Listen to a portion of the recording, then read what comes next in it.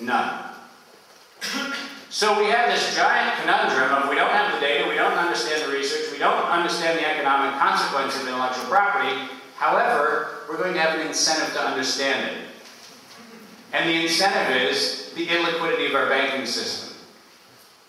Now, you came here to talk about patents, and you came here to talk about patent quality, and you came here to talk about patent economics.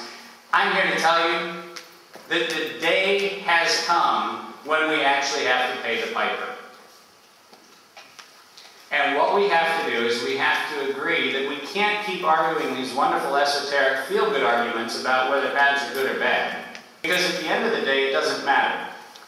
When capital sources dry up, not in the SME market, but in all the markets, because credit costs go up by 125%, I can assure you that the incentive to talk about reform is changing remarkably.